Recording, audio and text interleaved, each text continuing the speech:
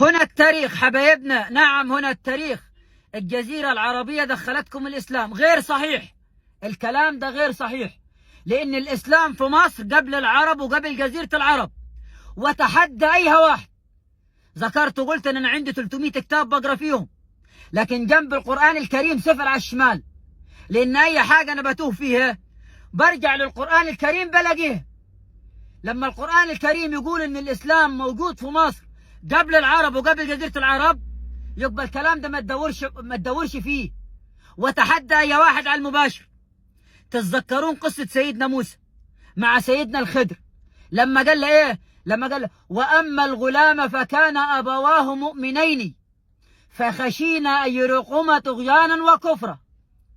ركزوا في الآية، أبواه مؤمنين، يعني كان في ناس مؤمنين في مصر، والإيمان درجة أعلى من الإسلام. عشان كده المولى عز وجل في كتابه العزيز قال إيه؟ آمن الرسول بما أنزل إليه من ربه والمؤمنون. ما قالش أسلم الرسول بما أنزل إليهم. والعصر إن الإنسان لفي خسر إلا الذين آمنوا. ما قالش إلا الذين أسلموا. إن الذين آمنوا وعملوا الصالحات كانت لهم جنات الفردوس نزلا. سورة الكهف. ما قالش إن الذين أسلموا، يعني الإيمان درجة أعلى من الإسلام. وسيدنا موسى قبل سيدنا محمد. وممكن تجيني تقول لا ده سيدنا إبراهيم قبليهم، هقول لك ارجع لسيدنا إدريس، كان عايش في مصر، هو أول نبي دعا للتوحيد في الأرض، وأول من خاط الثياب، وأول من خط بالقلم، وبنى 180 مدينة، كان موجود في مصر قبل سيدنا إبراهيم.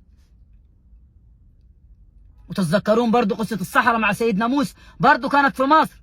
لما عرفوا أنه على حق، سحرة سيدنا موسى لما عرفوا أنه على حق، فألقي السحرة ساجدين قالوا آمنا برب العالمين رب موسى وهارون.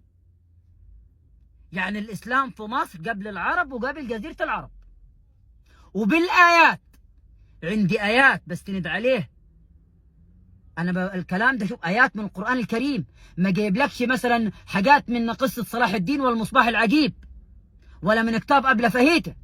آيات من القرآن الكريم أنا بستند عليه.